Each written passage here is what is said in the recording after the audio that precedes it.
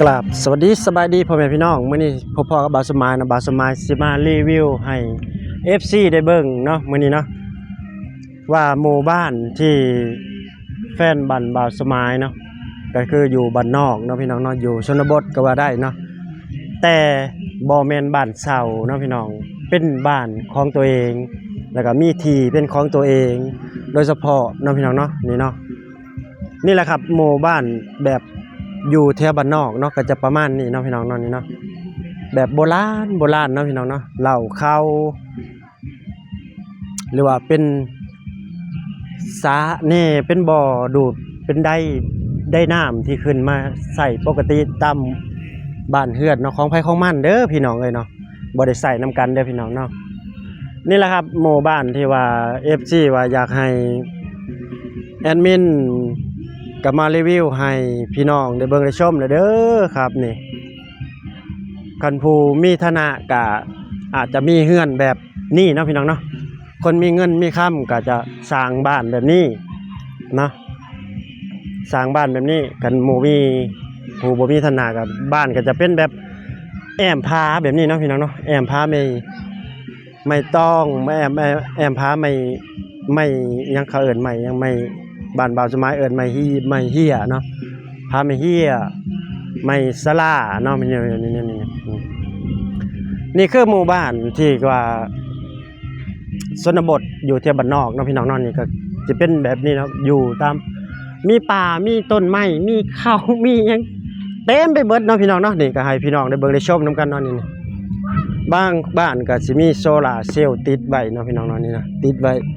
หมู่บ้านก็จะประมาณนี้เนาะพี่น้องเนาะนี่ก็คือชนบทเฮาลีเนาะนี่คือหมู่บ้านแบบที่อยู่ชนบทอลีเนาะนี่อยู่บ้านนอกอลีเนาะนี่ให้เบิ่งให้ชมนํกันเลยพี่น้องหมู่บ้านเนาะเดี๋ยวบ่าวสมายสิมารีวิวให้เบิ่งนะว่าอยากเห็นเนาะว่าชนบทซำใดเนาะพี่น้องเนาะนี่บ้านก็จะประมาณนี้เนาะพี่น้องเนาะนี่เด้อพี่น้องเอ้ยบ่ได้รวยบ่ได้รู้บ่ได้ลาเนาะตามบ้านนอกเฮานี่แหละเนาะอาจจะมีเสียงเพลงเนี่ยเนาะพี่น้องที่ว่าโด่งดังมาเนาะนี่อยู่กันแบบบ้านนอกเนาะสบายดีโอ้เอาร้านเนาะแม่ถาวเนาะนี่เนาะพี่น้อง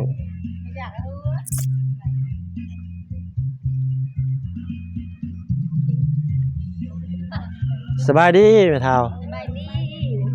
อยู่ดีพี่แห้งบ่เนาะ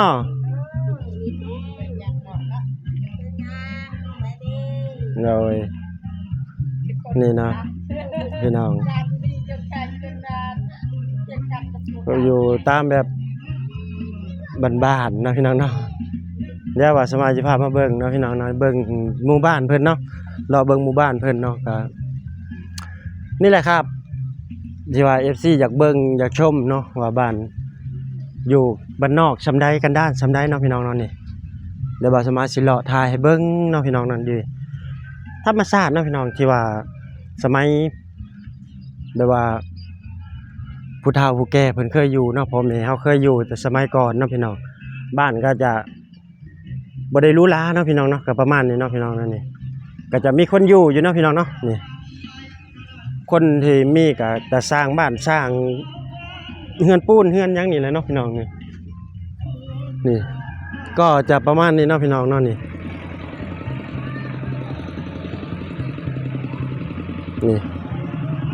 คนเที่ยวบ้านนอกเขาก็มีรถอีแท็กไปได้พี่น้องเอ้ยโอ้โหเนาะไปตามทงไห่ทงหน้าไปมาแต่ไห่แต่หน้าเนาะพี่น้องเนาะเดี๋ยวเบิ่งส้มนำกันเดี๋ยวบัดสมาสิพาย่างมาเบิ่งแต่ว่าทางนี้ยังเป็นลูกลังอยู่เนาะพี่น้องเนาะทางแบบว่าทางหินแห่ก็บ่ได้เนาะทางดินแดงเนาะนี่ธรรมศาสตร์อันนี้พี่น้องเอ้ยนี่ถ้าผู้ใดคือสมัยแต่ก่อนนี่คือแบบคล้ายๆประเทศไทยสมัยก่อนเนาะ50-60 ปีเมื่อก่อนเนาะหาเบิ่งยากเด้อพี่น้องเอ้ยเนาะนี่ธรรมชาติแบบนี้เนาะนี่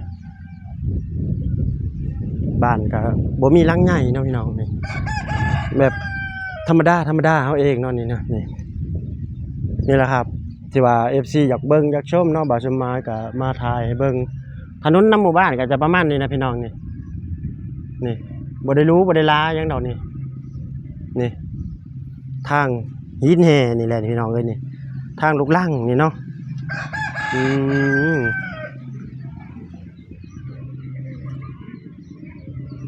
นี่เบิ่งเอานี่พี่น้องเอ้ยนี่เห็นบ่นี่มีรถอีเตาอีแตกมาเนาะแต่ว่าก็ดึงไฟฟ้าเข้ามาจากตัวเมืองเนาะพี่น้องเนาะดึงเข้ามาก่อนจะมาถึงนี่ก็บ่แม่นง่ายๆเด้อพี่น้องเอ้ยก่อนสิได้ใช้ไฟฟ้านี่เนาะ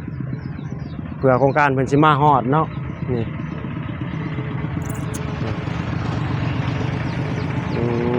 รถกระแลนมันบ๊ายบายชาวบ้านเนาะก็มาแต่ไห้แต่หน้าเนาะพี่น้องนี่เป็นตาม่วนเนาะก็แบบอยู่คล้ายๆกับบ้านเฮาเลยเนาะพี่น้องนอนอยู่คล้ายๆแบบบ้านเฮาเนาะบ้านเฮาแบบใดก็สมัยเมื่อก่อนนี่ก็จะเป็นแบบนั้นเนาะพี่น้องเนาะกันคนที่ว่าฮู้ว่าใช้ชีวิตแบบใดสมัยก่อนก็จะอาจจะฮู้เนาะพี่น้องเนาะว่าชีวิตบ้านนอกของเฮานี่เป็นอยู่จังไดเนาะพี่น้องนี่คือชนบทบ้านนอกก็ว่าแม่นเนาะพี่น้องเนาะชนบทอีหลีแหละพี่น้องเอ้ยนี่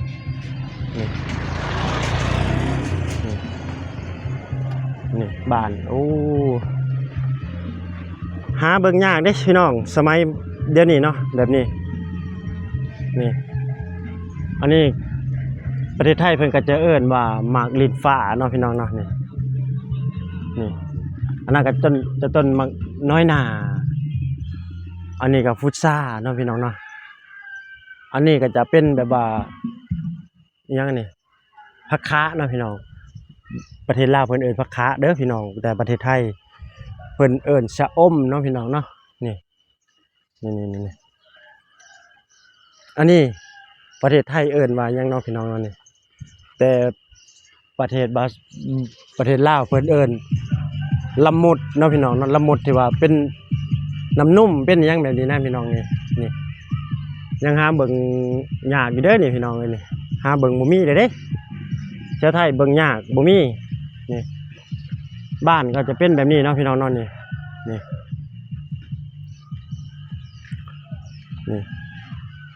ี่แหละครับบ่าวสมัยก็ได้มารีวิวให้พี่น้องได้เบิ่งเนาะสมัย40-50 ปีเมื่อก่อนคนไทยอาจจะเคยเห็นนะพี่น้องเนาะแต่ว่าซุมื้อนี้ประเทศไทยเพิ่นบ่ค่อยมีเลยเนาะแต่ประเทศลาวยังคงดังเดิมเนาะพี่น้องเนาะบ้านสมานนี่ยังอยู่คือเก่าเนาะพี่น้องเนาะนี่ก็ยังแบบว่าบ้านธรรมชาติแบบบ้านธรรมดาเนาะพี่น้องเนาะนี่คือหมู่บ้านที่ชนบทของประเทศลาวเนาะพี่น้องเนาะถนนหนทางก็แบบนี้แหละพี่น้องให้พี่น้องได้เบิ่งได้ชมนํกันได้เห็นนํกันนี่เนาะนี่แหละครับคำว่าบ้านนอกเฮาเนาะคำว่าชนบทก็จะเป็นประมาณนี้เนาะถนนหนทางบ่ได้ดีมีแต่ขี้ฝุ่นเนาะพี่น้องเนาะนี่อันนี้เขาเอิ้นอันนี้กับบ้านบ่าวสมัยเอิ้นมากระทันอันนี้เนาะนี่มากระทันเด้พี่น้องเอ้ยนี่แต่ประเทศไทยนี่เพิ่นจะเอิ้นพุชชาเนาะพี่น้องเนาะพุชชาเนาะนี่ดกอยู่เด้พี่น้องเอ้ยโอ้โห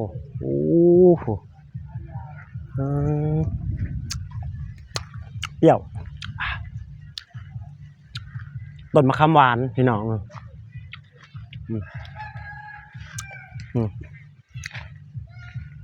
อันนี้ก็จะเป็นเฮือนน้องสาวแฟนบ่าวสมัยเนาะนั่นก็คือน้องสาววันนั่นเองเนาะพี่น้องเนาะจะมีแบบธรรมชาติเด้อพี่น้องเพิ่นพวกนี้พ่อแม่เพิ่นปลูกผักปลูกหญ้าไว้กินแบบในครอบครัวเนาะพี่น้องเป็นตะไคร้เป็นข่าเป็นประเทศไทยเอิ้นหมากอีหยังพี่น้องอันนี้นี่แต่ประเทศลาวเอิ้นถั่วแห่เนาะนี่หมากถั่วแห่แต่ภาคอีสานก็น่าสิฮู้เนาะคนอีสานคนบ้านเฮาเนาะน่าสิฮู้ว่าอันนี้คือหมากถั่วแห่เนาะแต่ประเทศลาวนี่เขาเอิ้นถั่วแห่อยู่แล้วประเทศไทยบ่ฮู้ว่าเพิ่นเอิ้นอีหยังเนาะ จะบอกมาสิเขาไปรีวิวให้เบิ่งใกล้ๆเนาะพี่น้องนี่แหละครับถนนบ้านนอกเฮาก็จะประมาณนี้เนาะบ่ได้หรูหราเนาะสมบัตินอกเฮานี่แหละพี่น้องเอ้ยพี่น้องคนไทยเนาะคนใดยังจะว่าคิดเห็นสมัยเก่าคิดเห็นสมัยพ่อแม่เฮาสมัยก่อนเนาะก็สามารถคอมเมนต์ใต้คลิปมาได้เนาะบ่าวสมัยก็ได้รีวิวให้เบิ่งให้ชมได้ซำนี้เนาะพี่น้องเดี๋ยวถ้ามีอีพีหน้าบ่าวสมัยสิออกไปถ่ายเที่ยวทงไร่ทงนาให้เบิ่งเนาะว่าสิสวยสิงามซั่นนะบ้านเพิ่นก็ติดกับทงนาแต่ว่ามีแต่ป่าแต่เขาเด้อพี่น้องเอ้ยมีแต่ป่าแต่ดงเนาะอยู่แบบนี้อยู่แบบคือบ้านอยู่น้ำป่าเนาะพี่น้องเนาะเนี่ยบ้านอยู่น้ำป่าน้ำดงเนาะเอาละนะครับพี่น้องคลิปนี้ก็พาพี่ๆนาๆทุกท่านกดไลค์กดแชร์กดติดตามและเป็นกำลังใจให้บ่าวสมายหน่อยเด้อครับเพื่อเป็นกำลังใจเนาะได้เฮ็ดคลิปต่อๆไปเนาะพี่น้องเนาะบ่ว่าพี่น้องฝั่งไทยฝั่งลาวอยู่ที่ใดก็แล้วแต่เนาะขอบคุณที่เข้ามาติดตามและรับชมคลิปของบ่าวสมายเด้อครับคลิปนี้ก็จะจบคลิปไปเพียงส่ำนี้เนาะพี่น้องขอกราบคำว่าสบายดีและสวัสดีครับผม